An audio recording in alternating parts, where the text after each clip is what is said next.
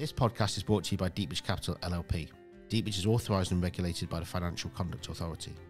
Please note that investments discussed are both illiquid and high risk and won't be suitable for all investors and should be considered as part of a diversified portfolio.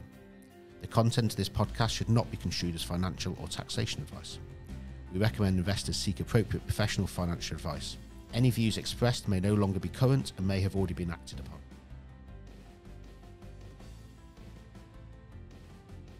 Hi, I'm Andrew Aldridge. And I'm Olivia Drinnan. Welcome to this Deepbridge Discovery Podcast. On this podcast, we're delighted to be joined by G from ENSO, a company within the Deepbridge Technology Growth EIS Fund. Hi, G. How are you doing?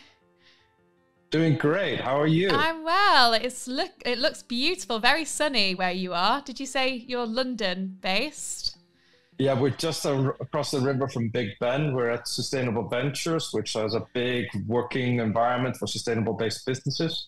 So we got the corner office. So if I look out that window, then I see Big Ben every morning. It repeats my alarm every 15 minutes to mention that I need to be in another meeting. So you don't have to set 5 alarms to get up then, like I do. Thank you for taking the time to be on this podcast, the Deepbridge podcast today. If I could ask you to introduce yourself, that would be a lovely start. Yeah, so I'm G, one letter. The full name is Gunnlaugur Erlendsson. I blame my parents for that one. I'm the CEO and founder of ENSO, and we do better tires for electric vehicles to extend EV range and to tackle tire pollution. Perfect. Brilliant. And do you want to tell us just a little bit about the background, about tyre pollution, about how tyres specifically for electric vehicles can help, and I guess also just kind of tell us how you kind of came into this world, I guess, and what got you involved in the first place. Yeah, it's how many minutes do we have? We've got all day, G. Don't worry about it. We'll edit you. We will cut you down. Don't worry. Thank you. Nothing like being well edited. Yeah. Tires are a strange thing. We wouldn't have an economy without tires. We wouldn't have mobility without tires. We wouldn't be able to do most of the things we do on this world without tires right now. It's one of those major products that are kind of hidden in the background. And when we started ENSO, which was in 2016, we came from the tire industry, and we knew how impactful tires were already on the planet. It's kind of like a hidden secret within the tire community that tires, of course, wear down. We make about 2 billion tires on this planet every year. But at the time we set up ENSO, nobody was talking about tire pollution. Mm-hmm.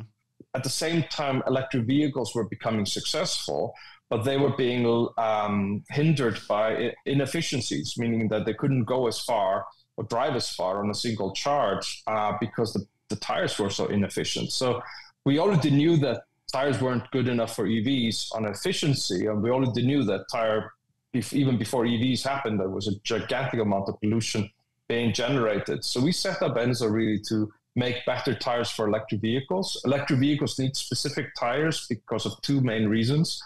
The main reason, of course, is efficiency. If we make electric vehicles more successful by allowing them to drive further on a single charge, we'll have faster adoption of electric cars. We'll reduce the energy that they need to propel themselves. We'll reduce the carbon that they emit from generating that electricity, and reduce cost for them as well, because the cheaper it is to run the vehicle, again, the TCO, total cost of ownership, drops down. And this is important in its own right, because we've decided now to switch electric vehicles, particularly those driven in urban cities. And when we switch to electric vehicles in urban areas, certain things happen. Large fleets like Amazon, DPD, Royal Mail, and others are now adopting these vehicles en masse. And what they then realize is that the tires are really not up to scratch. They wear out quite quickly because electric cars are heavy and they have high torque, so they wear tires faster than normal cars do. This is again goes to the tire pollution point. But ultimately, that means that when they replace the tires with just what they used to buy, they suddenly lose all that range they had. And they kind of go, where did it go? What happened? And the answer is very simple. It's that the tires are just not efficient, the ones they replaced with. So when we are developing tires that extend the range of electric cars, we're not just extending it from those poor replacement tires, we're extending it from the tires they originally came when that vehicle was new. So we're already now developing tires that are ultra energy efficient to make electric vehicles, in particular electric fleets like commercial vehicles, taxis, in the future, Uber drivers and others, simply drive further, but ultimately make more money. And so everyone who adopts the ENSO solution ends up making more money on a day-to-day basis. And a good example of that is my cab drivers. We're tackling the London taxi fleets. We're already serving all the big fleet operators, the guys who actually lease these vehicles to the cab drivers here in the UK. And that means that a cab driver driving on my tires makes more money when he goes out to work. So it brings more money back home. And the delta is significant. On an annual basis, it not just pays for the tires, but can even pay for a nice holiday.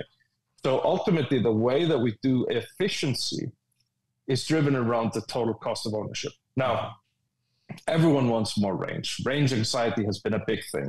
When we started ENSO in 2016, the tire companies weren't really interested in pushing this envelope as hard as they needed to because, well, if the top 5 tire companies didn't do it, then nobody else was going to do it. So that's where we crafted ENSO as a unique proposition, doing tire sizes for electric cars and focusing them on these high mileage use cases, the guys that drive the most and therefore gets the biggest benefit. But at the same time, as I mentioned, tires wear faster on EVs. An electric car, according to Michelin and Goodyear, wears tires 20 to 50% faster. We've seen from our data from competitor tires that they can wear twice as fast when they're equipped on an EV, because it isn't just the fact that we've taken a tire and put it on an EV. It's where that EV is driving. So again, we've concentrated them in urban sectors, cities, and urban environments where you stop, start, and turn a lot. And that's where tire pollution generates the fastest. So we've, on one hand, said that EVs need to roam in urban areas. Great, that solves air pollution from the tailpipe because there's no tailpipe. But that additional wear and tear on the tire creates so much PM2.5 and PM10 that DEFRA here in the UK has said we're already breathing more tire dust than tailpipe dust even before we had all these electric cars. Right. And now when we have electric cars coming, we're going to have even more of this pollution. So on one hand, EVs are hampered by efficiencies, which we're solving. But making the tire more durable means that we can radically reduce this pollution at the same time, helping clean our air. And that's, of course, why we were recently nominated by Prince William for the Earthshot Prize in the Clean Our Air category, because we're tackling one of the most hidden and unregulated source of pollution in our urban environment. And now most people on this planet live in these urban cities, where, again, we're putting more EVs into these urban cities. So it's really important that we don't just focus on reducing costs for the driver, but focus reducing the cost for ourselves and our planet, because it's an enormous amount of pollution. It's about 6 million tons of this stuff every year. Oh my God, that is a scary amount. Can you tell us a bit more? I know it's a lot to take in, I know. And again, it's something that's not talked about, as you rightly said, G. It's not something which is, I think everyone knows about CO2 emissions from cars and therefore why electric vehicles has been a push towards them, etc. But again, this kind of almost knock-on effect hasn't been spoken about until yourselves. Can you tell us a bit more about the Earthshot Prize, what it is, what it means, and importantly, what it's meant for ENSO and for yourself? Absolutely. I mean, Earthshot Prize, we were nominated back in 2022, and we didn't hear a word. We didn't know nobody called us, nobody gave us. We were like, okay, we didn't get it. Fine, we'll move on. Then again, a colleague of mine from Tech Nation, Sammy Fry, he emailed me and said, look, really want to nominate you. And we'd been nominated the year before. So I said, sure, go for it. And so we tick a few boxes and our application kind of goes in. Suddenly we hear some, let's say, words in the background that something is happening, that they're digging into our application. Okay. We're like, okay, this is interesting. And then by about April and May, we are having due diligence discussions. And I want to stress that when you get nominated for the Earthshot Prize, it's a bit like getting, filtered by multiple different intermediaries, including a scientific body that represents each of the areas that they want to tackle. So this is a several months process. It's a bit like a due diligence exercise by an investor, except it comes also with a kind of like a background check, so that they figured out that you paid your traffic bill, or and anything else you may have done in the past. So no skeletons in the cupboard then, G. No skeletons in there. None that they found, clearly. Or at least they were the right skeletons.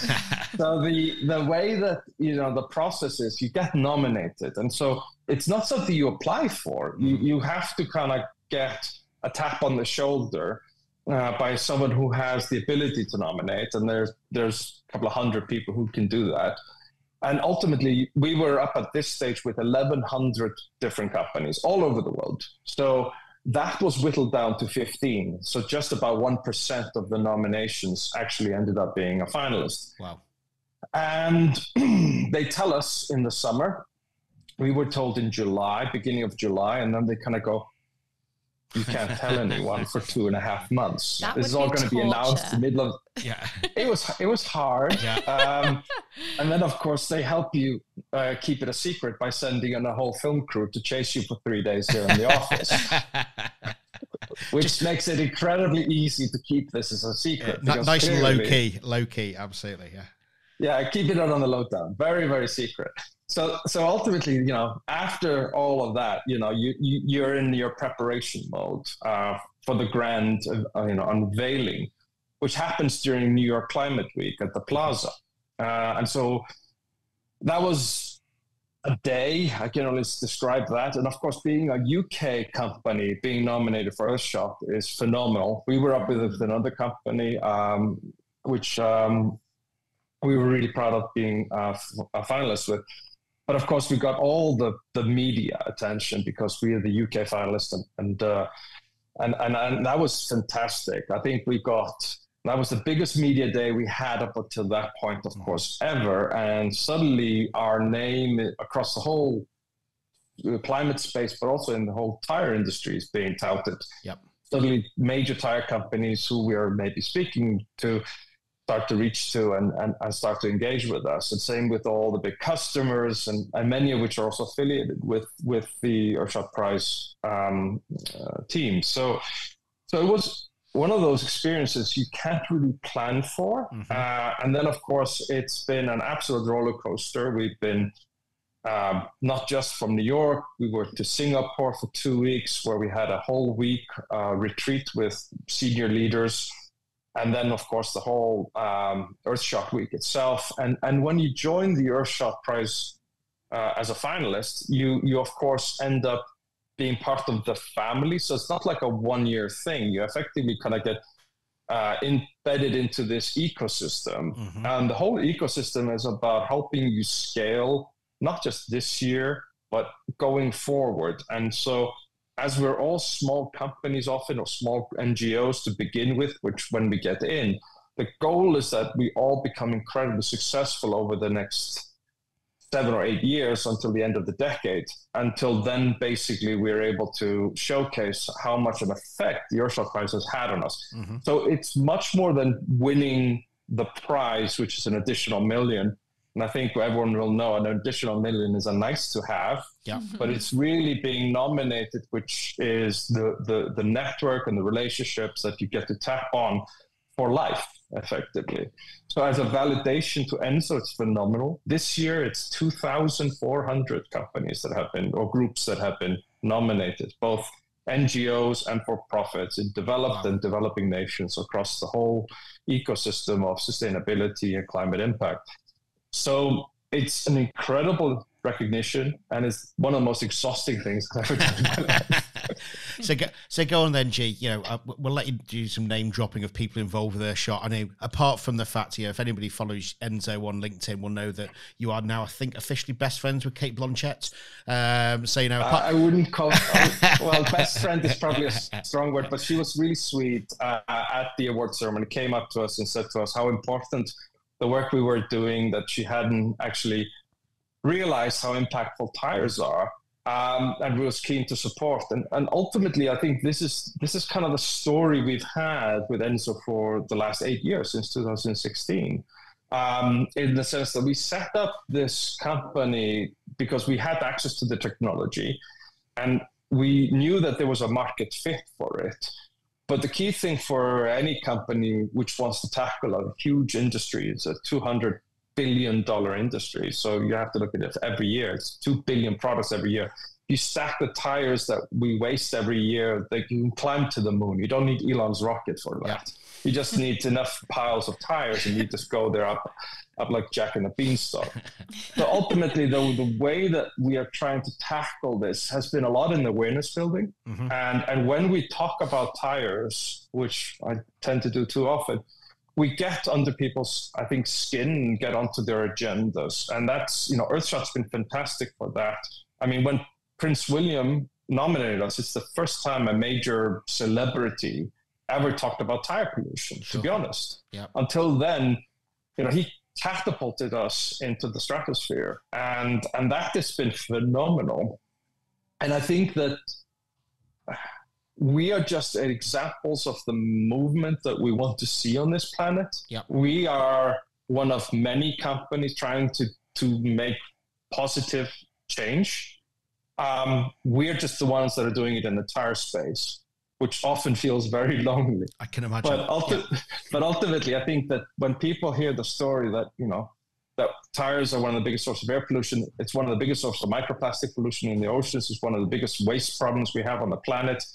And we can't look at a future where we have all these electric cars and still pumping oil out of the ground, not to make 2 billion tires, but making maybe 3 billion tires on this planet, just so we can keep the sense of mobility that we have going forward as we switch to electric cars and electric propulsion. So the mission of ENSO has always been beyond simply our ability to sell individual products. It's been about how do we affect change within an industry that doesn't really want to change or finds it difficult to change. But you had the same thing with electric cars. I mean, until we had Tesla, nobody really was making them.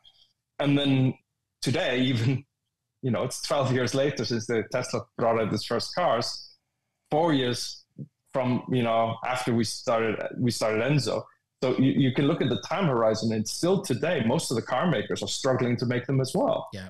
So you have a situation where change is never easy, but someone has to show that it's possible so that the others can then eventually follow.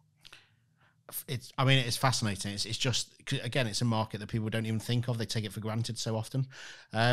So obviously the Earthshot Prize has been a key milestone for you. Obviously it's been a great process, but brought its challenges as well. But in terms of what other milestones have you kind of achieved or you've been particularly proud of over the last 8 years?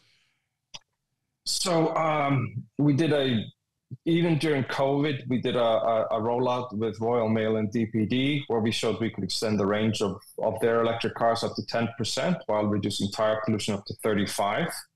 And that, of course, was a huge statement for us as a small company to work with two of the largest EV fleets in the UK. Yeah. So we thank them for that. That was managed by the Mayor of London and Transport for London. And they kept going, doing that program. They could have cancelled that during COVID, but we managed working with them.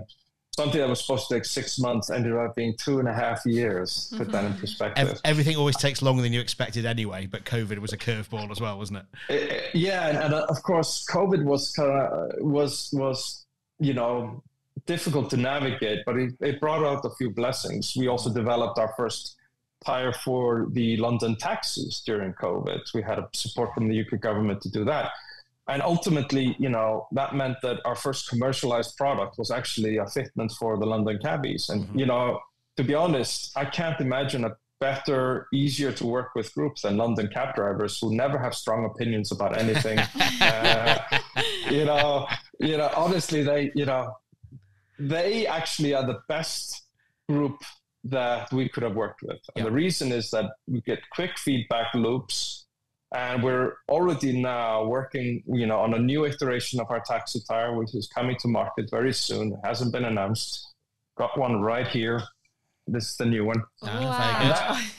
And that comes into the, and that takes back all the feedback and all the technology levels that we have iterated into the development curve, so that every time that we replace these tires to the fleets, to the individual taxi drivers, they get a better product that makes them more money. Mm-hmm. And ultimately, that is the kind of the message of ENSO, in the sense that things can get a lot better. We can improve the durability and the efficiency on a continuous basis. And so that's what I'm really proud of, is that we've been now selling these products just under a year now. Mm-hmm. And our target, of course, is to make those cabs as simply as efficient and durable as possible, reducing the air pollution in London in particular, because these vehicles, of course, drive the most. The same thing with delivery vans. We have another product, which is also down there. Excellent. For large format electric vans. This is one I made earlier. Yeah, it's that one, slightly bigger. Oh yes, so that's an all-season tire that we've developed with some OEMs as well. For anyone that's just listening only, he's just showing us tires right now. Yeah. If this doesn't make any sense. and of course the thing about it is that when people understand what our vision and why we were set up, they get the buy-in. Mm-hmm. Mm. And ultimately as well, for the fleet operators, not only are we reducing the cost in the sense they're using less energy, so they reduce the energy bill. The tires last longer, so they buy fewer tires, so we're reducing their tire bill. And the tires, because we sell them directly to customers, are cheaper to buy than our leading competitors, which means they also are paying less per unit. Mm-hmm. So when we wrap that together with a story that is also about reducing carbon emissions, reducing air pollution, reducing microplastic pollution, reducing waste, that for them, of course, are nice to have, but fundamentally, we're reducing the capital spend that they are spending on maintaining these fleets. Right. And that means that we are basically making them more successful. And by making them more successful, we benefit ourselves as well. Exactly. And I just think there's nothing better to motivate companies towards sustainability than cost savings. So you've really hit the nail on the head there. I mean, just from speaking to you, G, it's obvious that you're going through a period of massive growth, lots going on, especially with the Earthshot Prize. But what about the future? What are you kind of looking forward to or planning for the future? So a number of things. So we'll never stop developing or reiterating our tires. We've got our first generation products. We already have in our pipeline second and third generation products that are coming down with added novel technologies that will further improve efficiency, durability, and the sustainability metrics of our products across the board. That's just the product. Of course, how we then put it and where we put it in the markets is depending on the market needs. The UK and London in particular has been phenomenal in helping us prove the concept and showing this can be done. Then we have to consider, okay, which markets are appealing to us? And of course, there are some markets where you have high EV concentrations, like Norway and Holland and a couple of other places in Europe. But our trajectory is very firmly focused on the United States, in particular California. California is where half the EVs roam in the United States. Market dynamics are vastly different from the UK, of course, but it's where we also see a huge need for our products and where there's a high affinity for what we are doing. So our goal this year is that we're going to be selling our tires in the United States and opening our operations in the United States alongside that, which initially will be a sales and marketing.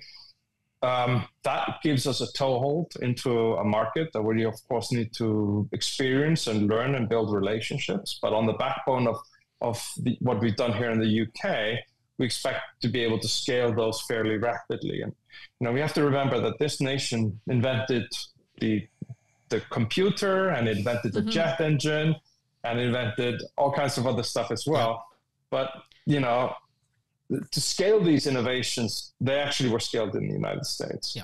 So ultimately, the way that we are looking to tackle this is really about shifting our products into the US market. We're also, and this has been stated in public domain, not only have we set ourselves really firm carbon targets in the sense that we're looking to deliver carbon neutral tires by 2030, which is 2 decades ahead of the rest of the tire industry. It's a big ask, by the way, but that's available based on existing technologies. We're also looking to build our own carbon neutral tire manufacturing plants. And the first one should be built within that period as well. So where that gets built is still a key question. The UK is not out of the running for that, but there's a lot of reasons why we may build it in the United States or at least in North America. Wow, I guess exciting plans then. I guess the kind of 2 questions in one then. What have been some of the big challenges you faced, and also, if you were to do it all again, what would you do differently? And those might be hand in hand, those 2 questions. Well, challenges have been like, how can you beat Michelin? We've got test results to show that we've done that. The other one is how are we able to compete against these big companies on a shoestring in terms of the budget? I'm sure Michelin spends more on coffee than we have spent in our development in the last 8 years.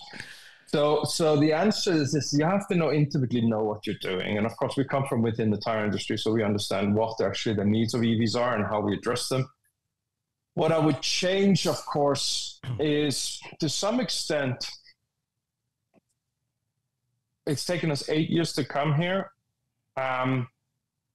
If we had started later, we may not have been able to achieve where we are today, because this is a bit like catching a wave before you see that the wave is there. So if you're going to, in the surfing analogy, you need to feel that the wave is coming, because it took us that much time to get up to speed. Yes, if we had raised more capital potentially earlier, we could have probably gone further and maybe a bit faster. But I'm not necessarily regretting that at this stage, based on everything that happened. We didn't perceive, for example, COVID would hit us. If we had been a major operation during COVID, that might have wiped us out, because we had already then been very established and not able to supply. So that could have been even worse for us in retrospect. But if I would say, what to change, maybe we would have gone to America a bit earlier as well, in the sense that you want some sun in California? Again, it's just because you're just wanting to chase the sun in California? Oh God, no, nothing to do with that. No, there is a certain cadence in how, and we're doing hardware. It's very important to note, hardware is really hard and it's very slow. So it's taken us, years to come to the stage, even though we had our first tires made 5 years ago. That's our first, it's literally on this wall hanging here. Our first tires 5 years ago were great, but they were literally made half an hour before COVID. Yep. So if we had moved faster, would we have scaled earlier? It would have been different. Yeah. But I don't really want to say I have many regrets. No. We learned a lot, and the market has learned a lot. We were talking about tire pollution where nobody was talking about it. Now, if you Google tire pollution, half the articles in the newsfeed talk about ENSO. Yep. And that's because we've been planting carefully, chaotically sometimes maybe, but carefully and chaotically seeds in the grounds for why we're doing certain things and how we're doing it. And having a discussion about these things has taken a lot of time. Now, when people are on board with the idea, and we've got, of course, people wanting to support us, it's more about, can we scale fast enough now? Because it's always a question of cash and customers and time, and those things, and talent, of course. So it's those things are as a growing company, we've gone through, I would say, 4 periods of different development, everything from just being an idea to having our first prototypes to having our first tires and now being commercially deployed. Each one of these is a different animal. And I think the founder journey, the founder also, the crazy founders have to change. And every founder, of course, realizes that they're good at some things and pretty atrocious at most other things. That's the evolution that you have to go through. And I guess it is that sharp learning curve for yourself. It's the understanding of your own skill sets. It's understanding, I guess, where you have gaps in the team and you have to change accordingly as you grow and bring new people in or adapt existing roles, etc. And that must be fascinating to go through. I mean, we at Deepbridge, as we've grown, go through similar kind of things. So it's a fascinating thing to go through. Yeah. I sometimes say, a startup journey is probably the most horrible thing you can imagine for yourself, and probably the most rewarding in an emotional way at the same time. It's nothing like building something and then seeing it work. And ultimately, of course, that requires capital. It requires a team. It requires a vision and a certain sort of emotion. But adaptability, you need to be able to roll and take the punches. And you'll never know what's going to happen tomorrow. But once it's tough, you find somehow a spirit to keep on. Now that we've kind of, I would say, gone through the dark tunnel where many a times there was no light that we couldn't see, now we're kind of coming out, and our challenges are different now. Our challenges now are like, how do we add a zero behind every number every year? That's the challenge this year and next year and the following year. And that level of growth isn't internal growth necessarily. It is all that internal growth that you have built within you. Put that out there and then hope to God that you don't get it wrong when you're at that scale. But ultimately, the beauty with what we have done today is that the product is completely, wonderfully standalone in quality. So to some extent, we've already shown what we can do. And of course, with Deepbridge, you guys were our first investors back in 2017. So for those who got onto that, you probably should applaud.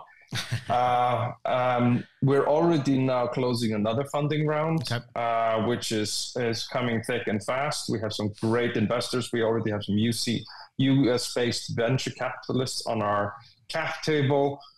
We're being supported quite heavily, both within the UK but into the US as well, by leading names. And I think that it's really exciting. But I sometimes kind of reminisce about when we were a tiny little company, just trying to make one tire, and that one tire took, God, how long did it take?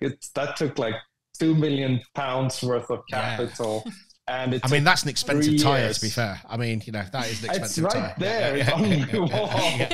I don't blame you if it's that's the kind of the first milestone for you, isn't it? That first kind of proof of concept that it works and that's it. Particularly in a market that you work in, where you've got, as you said before, 5 major competitors in the market. In terms of it's a highly monopolized kind of market. So to go through that at the outset and to get through those stages must be hugely rewarding when you realize you could do this, and then I guess further down the line when you realize you've got a market there for it as well. And tire industry is a funny animal in the sense that you got 5 companies making half the products on the planet and 1 million guys who actually sell the tires. 1 million companies. So it's 5 plus 1 million. So and we're trying to leapfrog these guys. So it's while beating these guys in performance. It's not an easy ask, but the one thing about, I think, why we kept our eye on the ball in terms of, we knew that electric vehicles inherently needed better products, and then we just made that. We made that product. We're now selling the product, and every time we get a feedback, we go back to the manufacturing and make the product even better. And for a tire industry that is focused on selling more tires, the traditional guys, whether it's the manufacturers or the distributors, they just want to sell more tires because that's how they grow. Is unit sales. Like if I sold 5% more tires, my volume has gone up 5%. So ultimately, if you're in a business that just wants to be addicted to churn, you don't want the tires to last too long because you'll sell fewer of them. And you don't want to spend much more to make them because that'll reduce your profits per unit. Yep. Because we do a different business model where we focus on selling them directly to customers and are so incentivized to make EVs more successful, we can ignore both of those. Every tire we sell is pure upside. We're not cannibalizing an existing distribution chain. You know, if we sold 1 million tires tomorrow that all would last, you know, twice as long, that'd be equivalent to selling 2 million tires in the traditional market. So you have to understand that the mission of ENSO is all about how do we drive change in a positive way while still supplying the product that the world needs to move on every single day. And that basically is, you know, is the genesis of why we set up ENSO in the beginning. Is that we knew that this product would be here for the next 10,000 years at least. So what we don't want is to aggregate endless amount of pollution in that period where we end up basically having nothing but EVs and nothing but tire pollution everywhere. Yeah, absolutely. Liv. I was just thinking it's an incredible...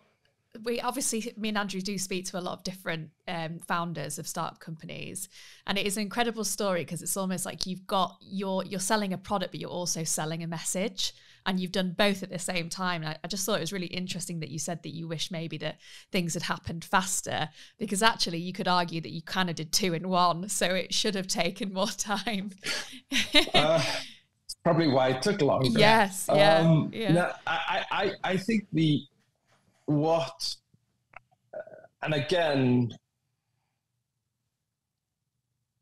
we set up ENSO at the time when electric cars were barely in the market, when Dieselgate had just about happened, and nobody talked about these problems. Yep. So we were at the moment where we could see, far down the road what was needed. Then the question was, how do we get there? Yep. I would say that one thing that was a challenge is to say you bring out a solution and nobody knows there's a problem. So suddenly we were kind of forced into accelerating the discussion about tires being a problem because nobody knew that was a thing. Mm-hmm. They just go, we just buy more of them and that'll be fine.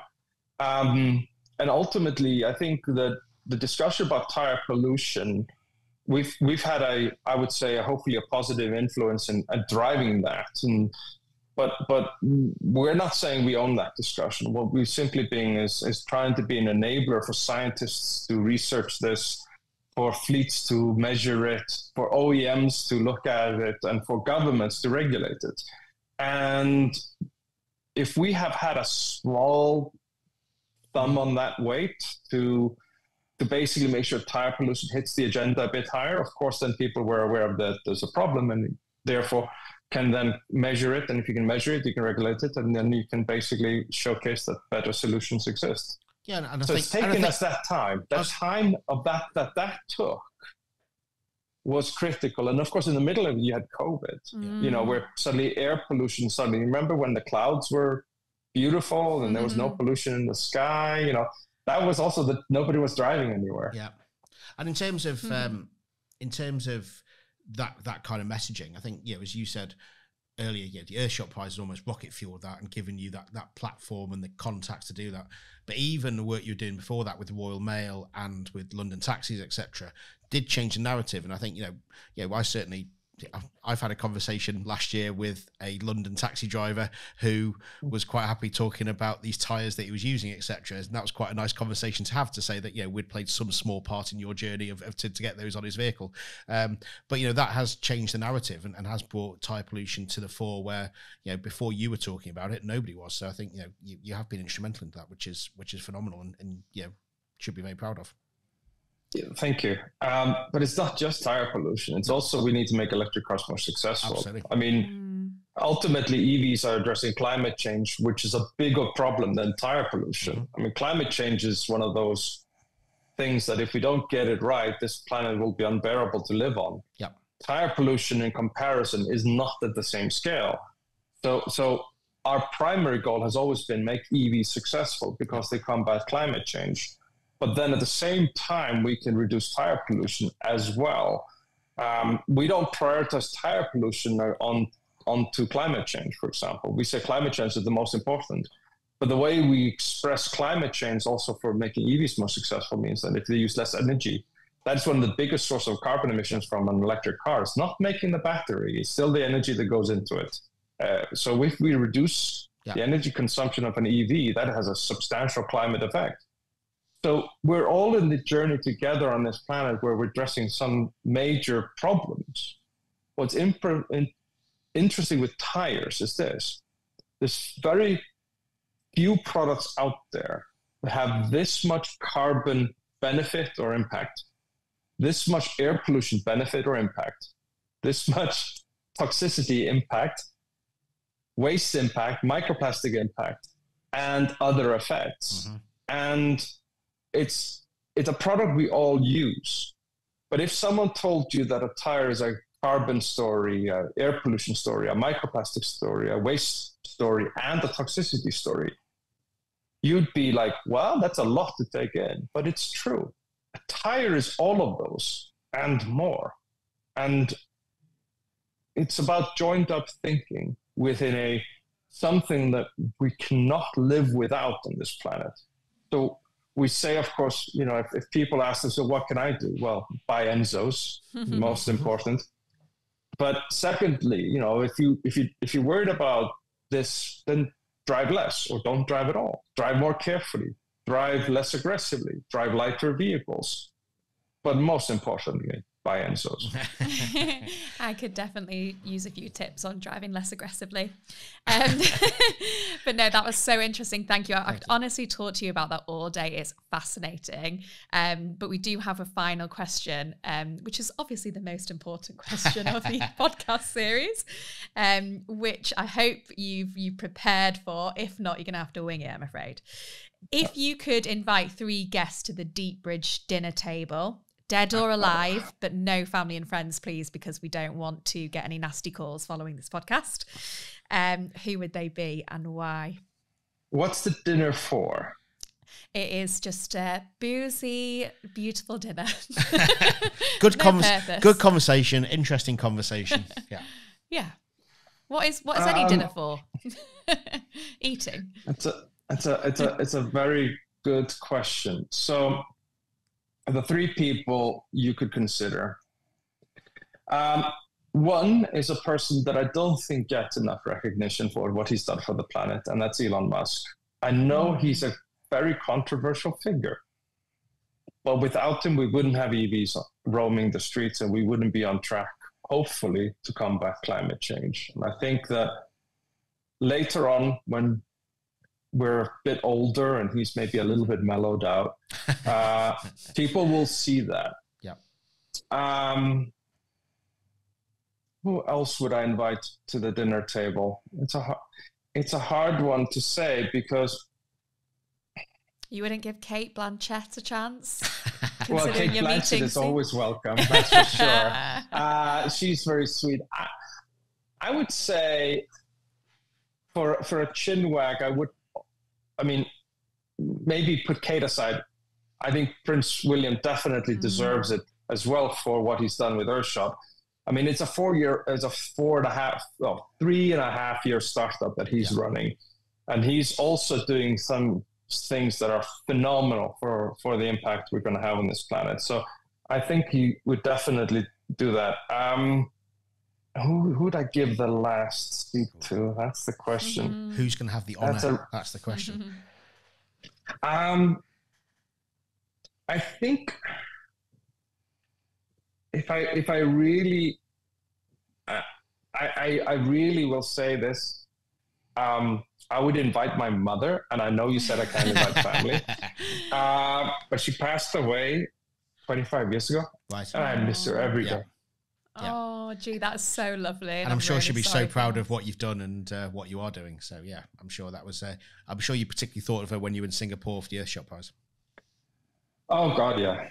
Jesus Christ! If you want a roller coaster with every celebrity that is in sustainability, then going to Singapore last year was phenomenal. But we get to do this again. Yeah, we're going to we're going to South Africa later in November for the next cohort. Brilliant. Wow. Remember, it's a lot of the stuff, and I would also say that all my fellow Earthshots are also, and companies that should belong within that Earthshot cohort, are all basically who should be at that table as well, because ultimately it's that network which has crystallized some of the best discussions we've had. Yep. It's not just the Rolodex of PW, it's also all those relationships we have built, because we're all going through the same journey. We're all trying to make a huge impact in the short time we have on this planet to drive change in a positive direction. And we are all faced with the same challenges. And it doesn't matter if you're doing a startup in Africa or an NGO in Asia, we're all having the same experiences, and we're all tuning away to try to drive these impacts. And what's brilliant about the program and the Earthshot Prize in general is it brings together these groups of cohorts. And some of the other cohorts that were ahead of us are now giving us helpful tips and helpful introductions. And that's our journey as well. So once we become the oldies in the group, and there's going to be a range of other companies going through the process, it's all about us giving back. And ultimately, if we can all give as much back as possible, we're not focused on what we're going to get out of it. At that stage, we're going to drive change. We're going to make sure that our planet is livable, beautiful, and wonderful. And in a nutshell, my dream for ENSO has simply been, we want to do this in one of the most underrated, impactful, and hidden industries in the world. And the fact that we're already doing it today, and we've shown it's possible, is a huge testament to not just ENSO, but the whole team behind it. And ultimately, that's really the message. And having you guys, of course, on board, I mean, we wouldn't be here without you guys, to be frank about it. So thank you for that as well. Oh, very kind. And I'm going to gloss over using the abbreviation of PW. That's very familiar. I like that. That's brilliant. Look, G, on that note, thank you very much for joining us. We'll do this again at some point, because I think there's so much more ground we need to cover and discuss with you. So we'll get you back on at some other point if that's all right with you. And I look forward to catching up with you soon. But thank you very much. Thank you. And good luck for best of wishes with the world domination. Yeah. One tire at a time. Absolutely. Thank you so much. There you go. There's your tagline. Thanks, G. Thank you. Best to your team. Bye-bye. Thank you for joining us. If you have any topics you like covering in future Deepbridge Discovery podcasts, please email us at discovery@deepbridgecapital.com. We look forward to seeing you soon. This podcast was brought to you by Deepbridge Capital LLP. Deepbridge is authorised and regulated by the Financial Conduct Authority. Please note that investments discussed are both illiquid and high risk, and won't be suitable for all investors, and should be considered as part of a diversified portfolio. The content of this podcast should not be construed as financial or taxation advice. We recommend investors seek appropriate professional financial advice. Any views expressed may no longer be current and may have already been acted upon.